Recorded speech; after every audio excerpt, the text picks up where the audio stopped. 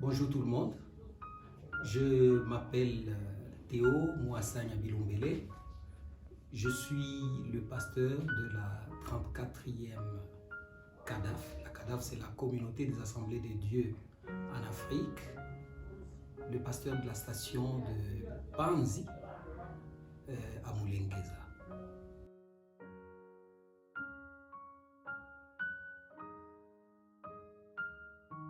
Ok, mais l'extravaganza, il faut d'abord savoir de quoi il s'agit. C'est une cérémonie qui est pilotée par les jeunes de l'Église au courant du mois de janvier, suite à l'organisation ou le mois de louange et adoration. En effet, ce mois-là, qui vient juste après la fin de l'année, est toujours organisé pour permettre aux gens de rendre grâce au Seigneur et de dire d'une manière ou d'une autre les bienfaits de l'Éternel. Alors c'est un peu dans ce sens-là que, il y a presque 30 ans, nous avons pensé à organiser une séance spéciale et que nous avons dénommée Extravaganza. Évidemment, ailleurs on peut donner un autre sens à cela. Mais pour nous, Extravaganza, qui se trouve dans la même famille de mots que extravagance, signifie que c'est le moment où les chrétiens expriment une joie ineffable et en profitent effectivement pour glorifier le Seigneur. Parce qu'en effet, chaque fois que l'on commence une année, il faudra justement que l'on puisse glorifier le Seigneur, à la fois pour le passé, mais aussi pour les promesses à venir. Et c'est un peu dans ce sens-là qu'on s'est dit, c'est une cérémonie tout à fait importante, autant qu'elle soit organisée chaque année, une fois. Et que de cette manière-là, les chorales, les jeunes et les chrétiens, tous ensemble, puissent communier, chanter, danser avec allégresse en l'honneur de leur Seigneur.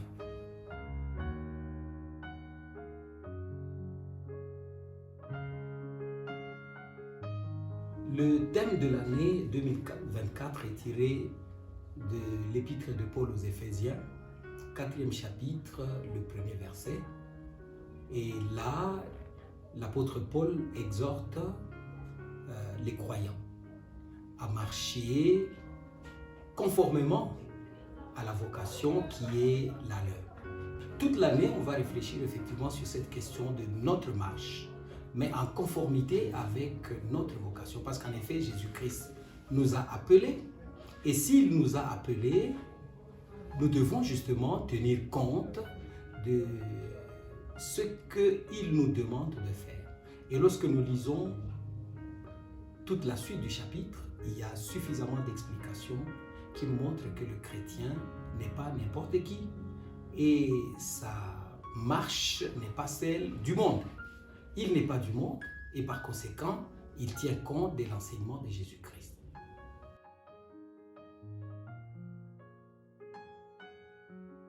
En gros, en effet, j'avais dit qu'il s'agit d'une exhortation. Parce que l'apôtre Paul se définit comme étant un prisonnier du Christ. Prisonnier pour dire effectivement qu'il est là pour réaliser uniquement la volonté de Jésus-Christ. Et il demande alors à tous ceux qui ont cru en Jésus-Christ de ne pas se comporter d'une manière assez bizarre, de ne pas sortir des canons qui sont véritablement édictés par notre Seigneur. Donc il faut tenir compte de la volonté du Seigneur. Le Seigneur nous a appelés pour une mission. Le Seigneur nous a appelés dans le cadre d'une vision. Le Seigneur nous a appelés pour que nous puissions le suivre. Parce que, vous vous souviendrez, il avait dit qu'il était le chemin, la vérité et la vie.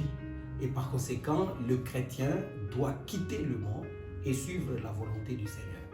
Alors pour bien comprendre ce qu'il a dit par suivre, par marcher selon la volonté du Seigneur, il faut lire les versets qui suivent.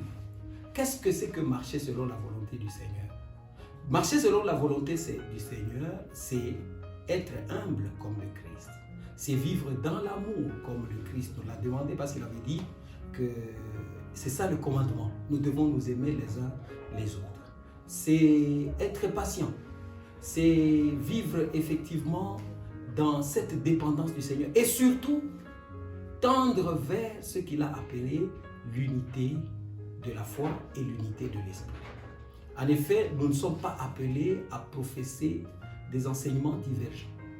Et ça ne peut pas être divergent en ce sens que nous sommes là véritablement en train de vivre l'amour selon le Christ, mais aussi de connaître sa volonté et de savoir véritablement que Dieu est esprit. C'est ce qu'il avait dit à la dame samaritaine. Il est esprit et par conséquent, nous devons l'adorer véritablement en esprit et en vérité. Et vous voyez déjà très bien que dans ce qu'il dit pour atteindre cette unité de l'esprit, l'apôtre Paul dit justement qu'il a donné des dons. Jésus-Christ a donné des dons. Il a fait que certains soient des apôtres, d'autres des évangélistes, d'autres des pasteurs, d'autres des enseignants, d'autres des prophètes.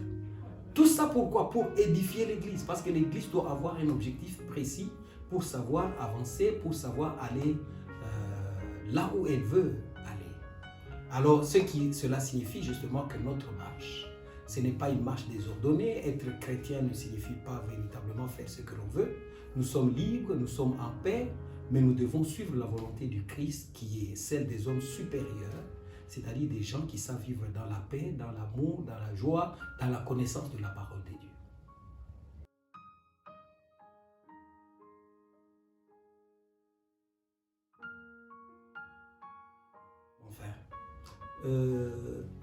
J'ai toujours pensé que il y a toujours dans l'évolution des hommes et des sociétés, il y a toujours ce qu'on appelle les hauts et les bas.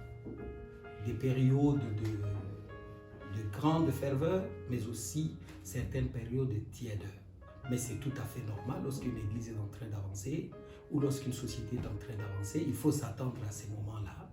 Et il faut toujours savoir se dire que les moments où l'on pense que c'est de la tiédeur, où c'est un moment de descente, c'est toujours un moment qui prépare véritablement de grands réveils et de grandes avancées. En effet, s'il faut dire quelque chose au sujet de notre Église aujourd'hui, il y a deux dimensions. Sur le plan physique, c'est-à-dire sur le plan visible, tenant compte du nombre de croyants, etc., on dirait effectivement qu'il y a presque une stagnation parce que le nombre n'avance pas tellement, ça ne descend pas tellement, les gens sont là et curieusement, il y en a qui se sont véritablement réveillés et qui s'engagent comme il se doit dans la parole de Dieu, mais il y a d'autres qui ont ralenti le rythme et qui attendent qu'on puisse aller leur rappeler justement la volonté du Seigneur. Donc voilà cela. Mais sur le plan spirituel, j'ai l'impression que c'est une église qui a tellement avancé, que ce soit au niveau de la parole de Dieu, des réflexions, des échanges, et c'est un peu ce que nous faisons dans le cadre des enseignements du pasteur qui se font chaque dimanche dans les après-midi. Les gens ont le temps de réfléchir sur la parole de Dieu, de réfléchir sur le grand thème qui bouscule le monde, le tout à la lumière de la parole de Dieu, pour que les gens puissent savoir c'est quoi être véritablement un chrétien dans le monde et à Bukavu principalement. Et donc, personnellement, je me dis que sur le plan spirituel, il y a quand même des avancées. Sur le plan physique, visible, etc., on stagne un peu. Nous sommes une église qui... Mais quand même, on a réussi à fidéliser un certain nombre de chrétiens et cela est très, très important.